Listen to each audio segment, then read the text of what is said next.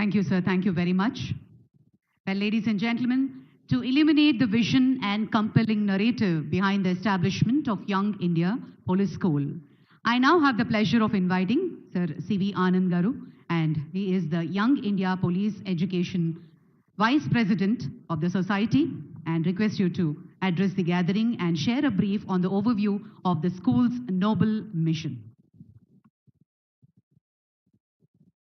ఈనాటి young India police school ప్రారంభోత్సవానికి ముఖ్య అతిథిగా విచ్చేసిన గౌరవనీయులైన తెలంగాణ రాష్ట్ర ముఖ్యమంత్రి శ్రీ రేవంత్ రెడ్డి గారికి, ఐటీ ఇండస్ట్రీస్ మరియు రంగారెడ్డి జిల్లా ఇన్ఛార్జ్ మినిస్టర్ శ్రీ శ్రీధర్ బాబు గారికి, చేవెళ్ళ ఎంపీ విశ్వేశ్వర్ రెడ్డి గారికి, రాజేందర్ నగర్ ఎమ్మెల్యే ప్రకాష్ గౌడ్ గారికి, వేదికపై ఆశీస్సులైన మిగతా ఎమ్మెల్యేస్కి, ఎమ్మెల్సీస్కి, చీఫ్ విప్ పట్నం మహేందర్ రెడ్డి గారికి, నా తోటి పోలీస్ అధికారులు, young India police education society సభ్యులు అందరూ కూడా వేదికపై ఉన్నారు. వారందరికీ senior officers, DG rank officers, మరి మిగతా పెద్దలు ఎవరైతే ప్రారంభోత్సవానికి హాజరయ్యారో వారందరికీ కూడా, సభలో హాజరైన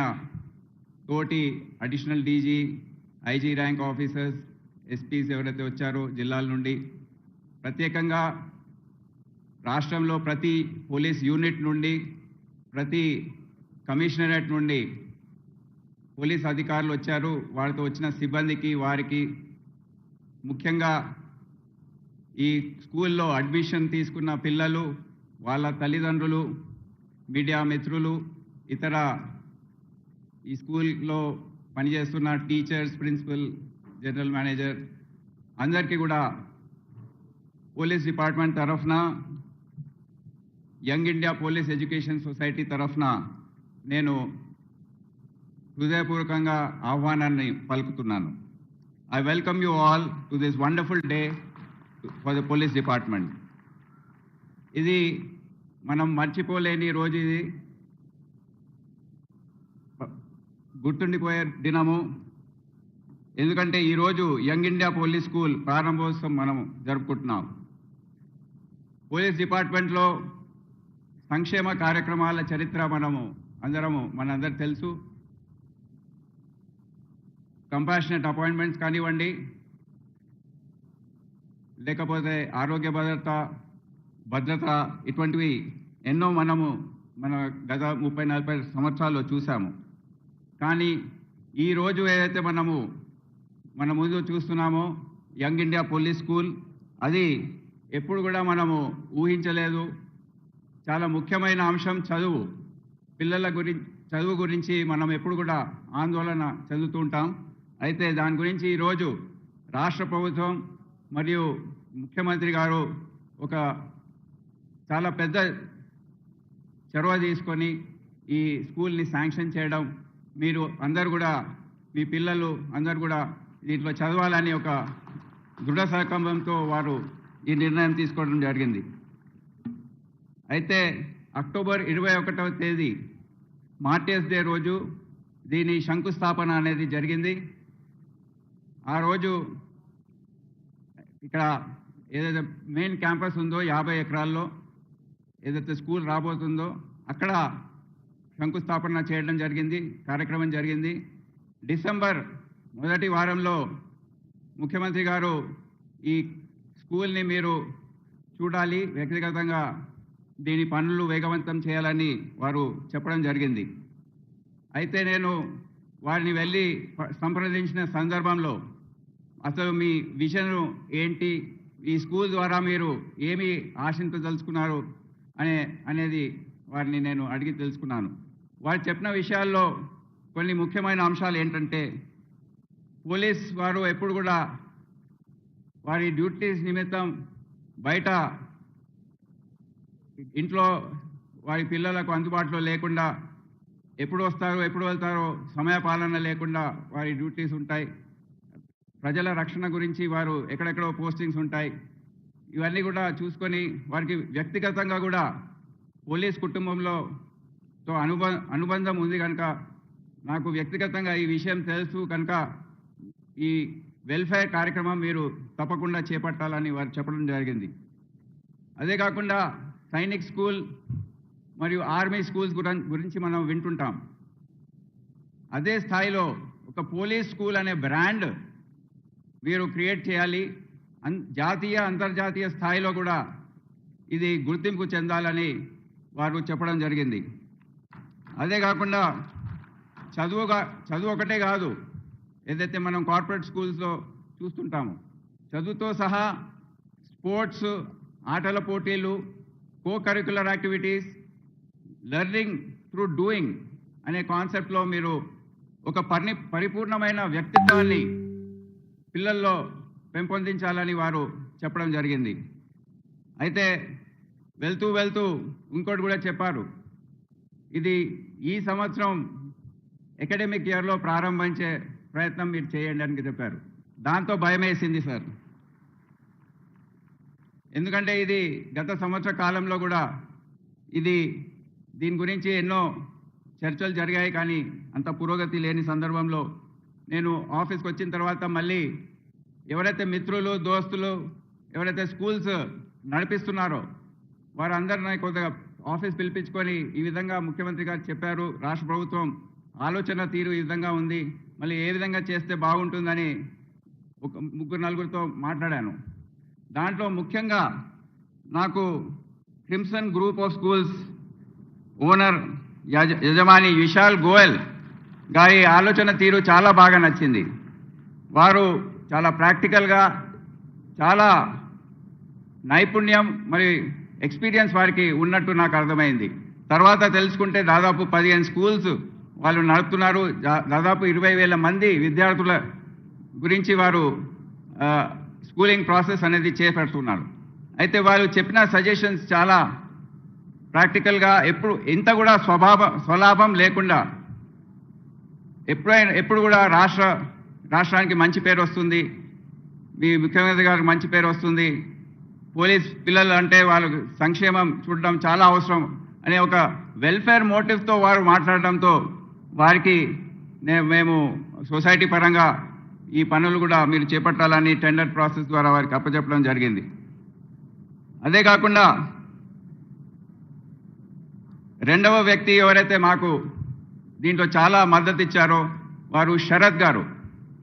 శరత్ గారి గురించి చెప్పాలంటే దాదాపు 34 సంవత్సరాలు నేను డిపార్ట్మెంట్లో వారిని చూస్తున్నాను. ఫస్ట్ పోస్టింగ్ వరంగల్లో అయినప్పుడు 1992-93లో వారు అప్పుడు ఆ సమయం నుంచి వారిని నేను పోలీస్ డిపార్ట్మెంట్, మన వెల్ఫేర్ యాక్టివిటీ, ఆరోగ్య భద్రత ఇతర అన్ని అంశాలు కూడా వారు చూస్తూ ఉంటారు.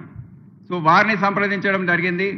వారు కూడా చాలా విలువైన సూచనలు చేసి ఈ యూత్ సొసైటీలో వారు కూడా చాలా ముఖ్యమైన పాత్ర వహించారు.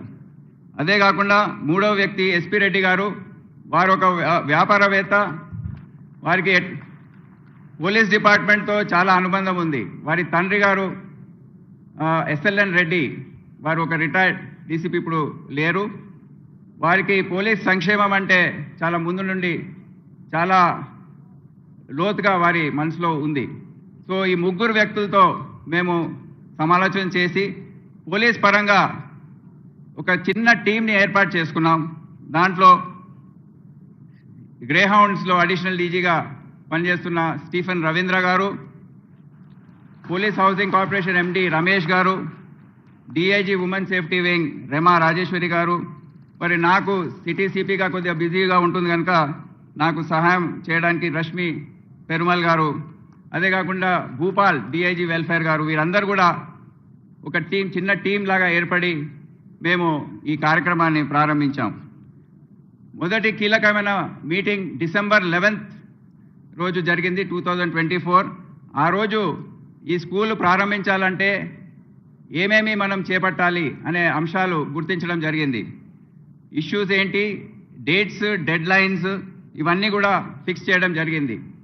జాతీయ అంతర్జాతీయ స్థాయిలో దీనికి గుర్తింపు రావాలంటే అది ఒక ఇంగ్లీష్ మీడియం స్కూల్ ఉండాలి, సిబిఎస్ఈ సిలబస్ ఫాలో చేయాలి, దీన్ని ప్రొఫెషనల్గా రన్ చేయాలి. ఒక మామూలుగా ఒక government school, Telugu medium school లాంటిది కాకుండా ఒక ప్రొఫెషనల్గా ఇంగ్లీష్ మీడియంలో రన్ చేస్తేనే దీనికి ఆ గుర్తింపు వస్తుందని ఆ సొసైటీ పరంగా నిర్ణయం తీసుకోవడం జరిగింది. ఈ మొత్తం ప్రక్రియ ప్రారంభించడం జరిగింది. ముందుగా ఇదంతా చేయాలంటే ఒక సొసైటీ ఫామ్ చేసే అవసరం ఉండింది.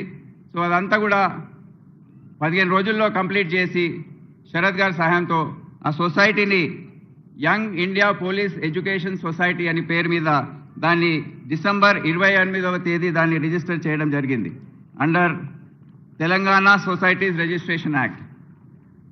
దాని తర్వాత ఇది గ్రే హౌండ్స్లో ఉన్న భూమి కనుక సొసైటీ మరియు స్కూల్ ఇది ఒక లీజ్ గ్రే హౌండ్స్కి మరియు సొసైటీకి లీజ్ డీడ్స్ ఏవైతే ఉన్నాయో దాదాపు దాన్ని తయారు చేసి ఒక 15 సార్లు లీగల్గా దాన్ని వెట్ చేసుకొని దాన్ని కూడా ఒక లీజ్ డీడ్గా తయారు చేసుకొని స్టార్ట్ చేయడం జరిగింది. అదే కాకుండా 4 కమిటీలు procurement committee, academic committee, infrastructure committee, coordination committee అనేది ప్రారంభించి ఏవైతే పనులు ఉన్నాయో ఈ కమిటీస్లో డివైడ్ చేసి వాళ్ళకు డెడ్ లైన్స్ కూడా సెట్ చేయడం, వారందరూ కూడా కష్టపడి ఈ డెడ్ లైన్స్ని అందుకోవడం సాధించడం అనేది జరిగింది. అదే కాకుండా సొసైటీకి సంబంధించిన bank accounts, PAN card, email IDs, social media accounts, website ఇవన్నీ కూడా సమానంగా అవి కూడా తయారు అయ్యాయి. Principal, general manager, license security officer interviews conduct చేసి వారిని అపాయింట్ చేయడం జరిగింది. సమానంగా కన్స్ట్రక్షన్ వర్క్ స్టార్ట్ చేయడానికి పోలీస్ హౌసింగ్ కార్పొరేషన్ ద్వారా టెండర్ ప్రక్రియ స్టార్ట్ చేసి ఆర్కిటెక్ట్స్ని అపాయింట్ చేసి మొత్తము కన్స్ట్రక్షన్ చేయడానికి కాంట్రాక్టర్స్ వాళ్ళని అందరినీ ఐడెంటిఫై చేసి మీరు ఈరోజు ఏదైతే చూస్తున్నారో అదంతా ఆ ప్రక్రియలో భాగంగా మనం భావించవచ్చు. బ్యారక్స్ ఉండేవి ఇవి. దీంట్లో దాన్ని పూర్తి స్థాయిలో స్ట్రెంథన్ చేసి రూఫ్, ఫ్లోరింగ్, వాల్స్ ఇవన్నీ కూడా దాన్ని పూర్తిగా రూపుదిద్ది టాయిలెట్స్, క్లాస్ రూమ్స్ ఇవన్నీ కూడా మీరు చూశారు, అవన్నీ కూడా తయారు చేయడం జరిగింది. ఎలక్ట్రిసిటీ సప్లై కోసము ట్రాన్స్పోర్ట్తో పర్మిషన్ తీసుకొని ట్రాన్స్ఫార్మర్ సెటప్ చేయడము, బ్యాకప్ కోసము డీజీ సెట్ పెట్టడము, వాటర్ సప్లై గురించి వాటర్ డిపార్ట్మెంట్తో, education department NOC, traffic NOC, medical and security sanitary NOC ఇవన్నీ కూడా చేజింగ్ ఆఫీసర్స్ లాగా ఉండి వాళ్ళు అన్నీ తెచ్చుకున్నారు. ఇందులో ఈ సమయానికి సీఎం గారి అపాయింట్మెంట్స్ మేము 2-3 సార్లు తీసుకొని యూనిఫామ్స్ ఏ విధంగా ఉండాలి, గేమ్స్ డ్రెస్సెస్ ఏ విధంగా ఉండాలి, డిజైన్స్, ఫీ స్ట్రక్చర్ వారు చాలా మార్పులు సజెస్ట్ చేశారు. ఆ మార్పులన్నీ కూడా దాంట్లో మనము తీసుకొచ్చి వారు సజెస్ట్ చేసిన ప్రకారం ఒక మ్యాజిక్ బాక్స్ అనేది తయారు చేసి ఈ ఫీజులో భాగంగా అది ఒక 20-25 వేల విలువ గల మ్యాజిక్ బాక్స్, దాంట్లో యూనిఫామ్ ఐటమ్స్ అన్నీ కూడా ఉంటాయి, గేమ్స్ డ్రెస్సెస్ ఉంటాయి, shoes, socks, belts plus class books, note books అన్నీ కూడా దాంట్లో ఉంటాయి. బ్రోషర్ రిలీజ్, వెబ్సైట్ ఓపెనింగ్ కూడా వారు చేయడం జరిగింది. ముఖ్యంగా 5 కోట్ల గ్రాంట్ ఇన్ ఎయిడ్ అనేది వారు రిలీజ్ చేశారు. దాంతో పనులు వేగవంతంగా ముందుకు సాగాయి అండ్ కాంట్రాక్టర్స్కి పేమెంట్స్ చేయడం ఇదంతా తొందరగా జరిగింది. పిల్లల అడ్మిషన్స్ ప్రక్రియ ఫిబ్రవరి 24th రోజు మేము స్టార్ట్ చేశాము. ప్రిన్సిపల్ అండ్ టీం వాళ్ళు ఇంటర్వ్యూస్ అంతా కూడా చేశారు. లాటరీ డ్రా మార్చ్ 15th జరిగింది. ఇప్పటి వరకు ఏదైతే 100 సీట్లు పోలీస్ డిపార్ట్మెంట్ కోసం రిజర్వ్డ్గా ఉన్నాయో దాంట్లో 82 ఫిల్అప్ అయ్యాయి. ఇంకా 100 సీట్లు ఓపెన్ కేటగిరీగా పెట్టాము. దాంట్లో 5 సీట్లు ఇప్పటి వరకు భర్తీ అయ్యాయి. మనకు ఇంకా సమయం ఉంది. జూన్ వరకు 400 ఎంక్వైరీస్ పెండింగ్లో ఉన్నాయి. కొద్దిగా ఓపెన్ కేటగిరీ ఫీ ఎక్కువగా ఉందని ఫీడ్బ్యాక్ రావడంతో మేము సొసైటీలో మళ్ళీ దాని గురించి చర్చించి ఈ మొదటి సంవత్సరం కోసం ఆ ఫీ కొద్దిగా తగ్గించడానికి మేము చర్చలు జరుపుతున్నాం. అదే కాకుండా టీచర్స్ ఇంటర్వ్యూస్ అండ్ అపాయింట్మెంట్స్ ఇవన్నీ కూడా ప్రారంభమయ్యే ప్రక్రియ పూర్తయింది. 18 టీచర్స్ని అపాయింట్ చేయడం, గేమ్స్ దాంట్లో games teacher, music teacher, dance teacher, sports టీచర్స్ని ఇంక్లూడ్ చేస్తూ వారిని రిక్రూట్ చేయడం జరిగింది. మీరు క్లాసెస్లో చూశారు, up to date furniture and modern technology ఏవైతే ఉన్నాయో అవి interactive panels, mobile computer lab, Lego tables ఇవన్నీ కూడా దాంట్లో పెట్టడం జరిగింది. ఇవే కాకుండా 2 బస్సెస్ని కూడా హైర్ చేశాం. ఎవరికైతే ట్రాన్స్పోర్ట్ అవసరం ఉంటుందో వారికి సౌకర్యార్థం కోసం. వచ్చే రోజుల్లో ప్లాన్ ఏంటనేది మనము ఆలోచించాలి. సో దాని గురించి కొన్ని రోజుల క్రితం జరిగిన బోర్డ్ మీటింగ్లో ఈ స్టూడెంట్ కెపాసిటీ డబుల్ చేసి ఇదే క్యాంపస్లో నడిపిద్దామని ముందు భావించాం. కానీ దానికి దాదాపు 10 కోట్ల ఖర్చు ఉంది కనుక ఈ 10 కోట్లు ఎందుకు ఇక్కడ వేస్ట్ చేయాలి? పర్మనెంట్ క్యాంపస్ ఏదైతే ముఖ్యమంత్రి గారు మనకు అలాట్ చేశారో దాంట్లోనే ఒక అడ్మిన్ బ్లాక్ తయారు చేసి పిల్లలందరినీ అక్కడ 4th, 5th, 6th క్లాసెస్ ఏవైతే ఉంటాయో అవి అక్కడ తరలించి 1st, 2nd, 3rd with double the capacity ఇక్కడ నడిపిద్దామని ఒక ఆలోచనకు వచ్చాం. సో దాని గురించి ఆర్కిటెక్ట్, సర్వేయర్, కన్స్ట్రక్షన్ చేసేవాళ్ళు వీళ్ళందరినీ సమకూర్చుకునే అవసరం ఉంది.